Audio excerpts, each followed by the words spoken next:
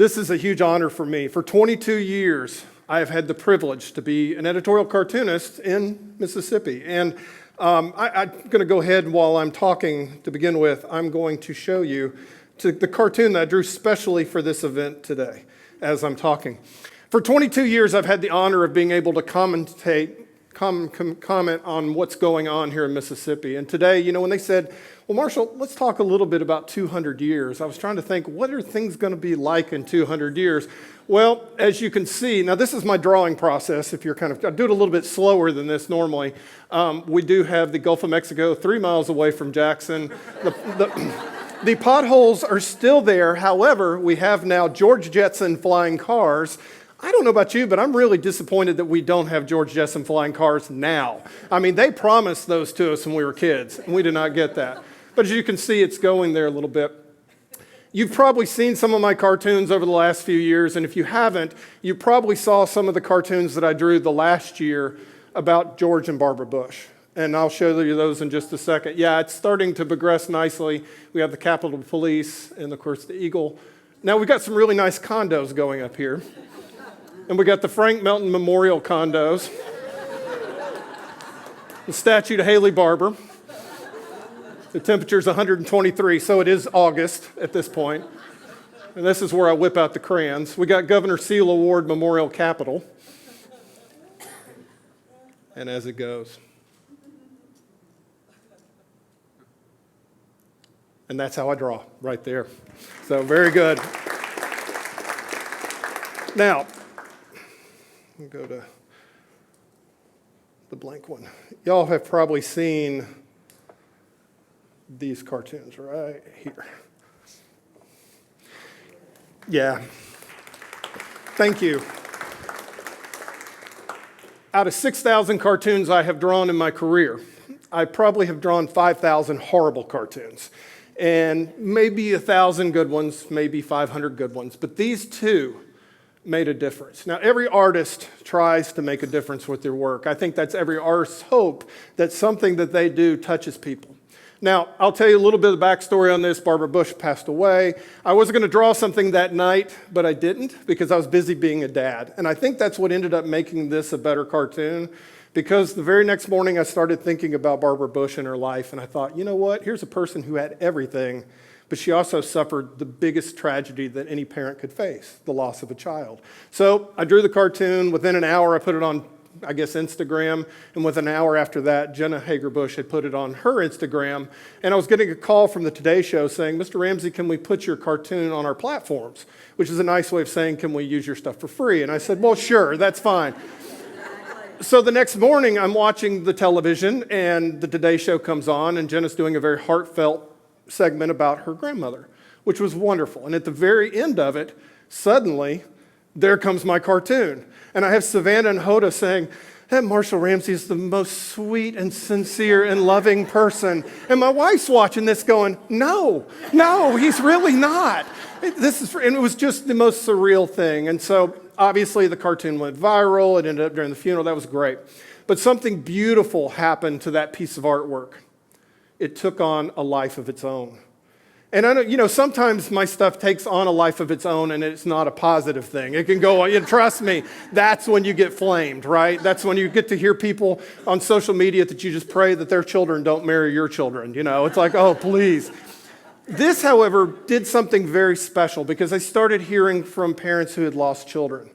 And not only did they tell me that the cartoon had brought them some relief, but then they told me their stories, and they shared their stories with me. And, okay, you're thinking, okay, what does that have to do with Mississippi 200 years later? I'm getting there. So think about it.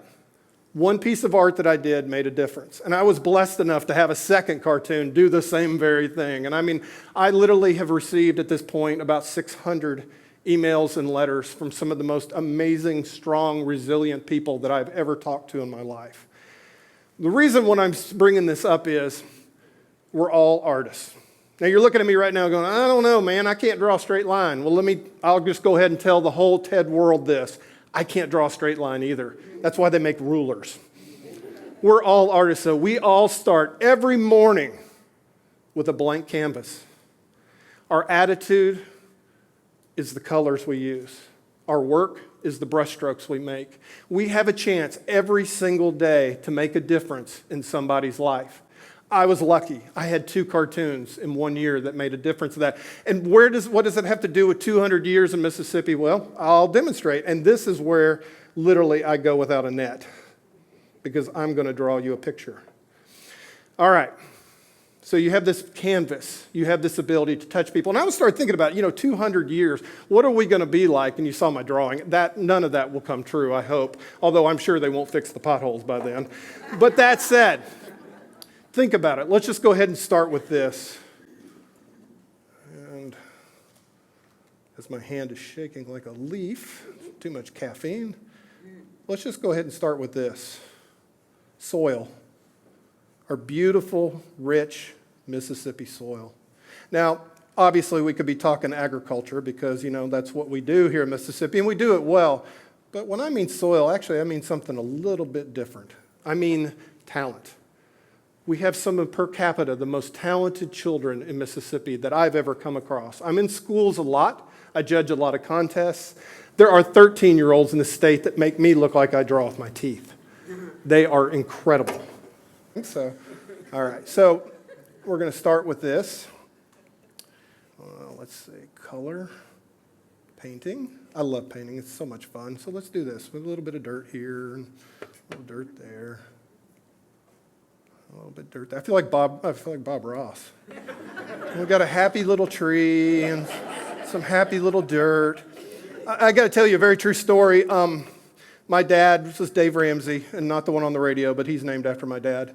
And true story. And so Dad was sitting there, and we were sitting there watching Bob Ross together. And my dad looked at me and he said, I've never done drugs, but if I did, this is what it'd be like. So it's like, that's very funny, Dad. All right. So you got this great earth. And so the wisdom and the idea, and the reason I'm telling you this, because I can't do anything to change 200 years in the future.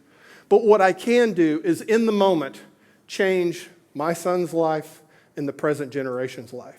Think about it. A plane takes off from Jackson, Mississippi. It's heading to New York. It's 3 degrees off. Where do you think that thing's going to end up? Well, probably Atlanta, because all planes go through Atlanta, but it'll end up probably in Washington. So here's the seed that we planted. We go back to pen. There we go. So we got the seed right here. I'll put the layers. Seed right here. And so suddenly this starts happening. The roots from that idea start to come down. Now, those roots can be several things. They can be education. And I'm not just talking, because there's a lot of good people when it comes to education that talk about policy, that talk about funding and so forth. What I'm talking about is creating a culture of education to where our children want to become lifelong learners. Also, community can be one of those things also. All right. Tell my son to quit texting me. That'd be good. All right. Community, education, health, all the roots. And think about it. The first time there's a storm coming, you want to have deep roots, because otherwise you're going to tip over. So you've got the roots. Next phase would be the trunk.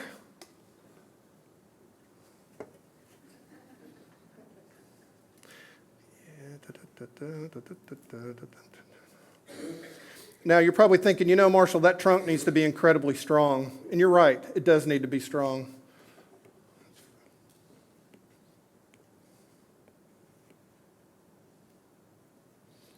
But it also needs to be flexible. Remember during Hurricane Katrina, for many of you, those events there, here in the Jackson area, we had oak trees that would fall down because they could not flex, they could not bend.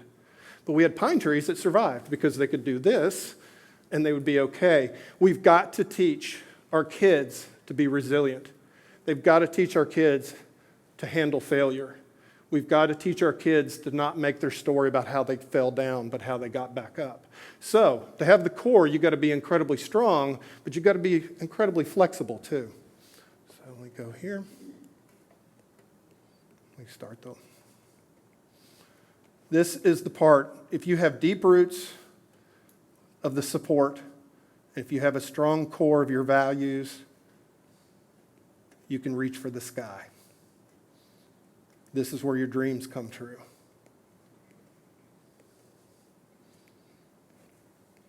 And this is where this happens.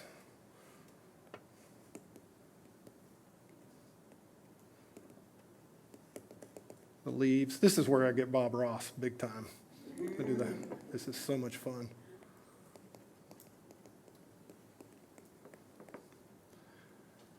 And as soon as all this happens, something truly magical happens.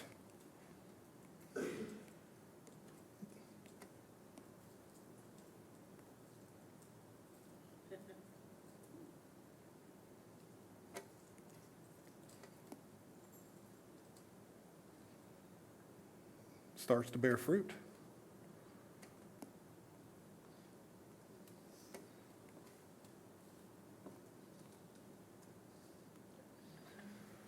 What's so magic about that is that apple will eventually fall to the ground and plant another seed and will continue.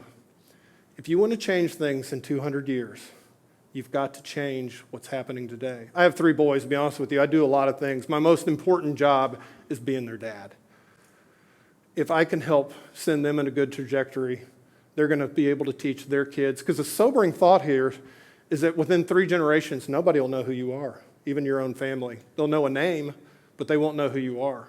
If you change their direction in the right direction, and they can change the next generation and the next generation, in 200 years, Mississippi will be even more amazing than it is today. Thank you very much. I hope you've enjoyed it and enjoyed my Bob Ross impersonation. Thank you.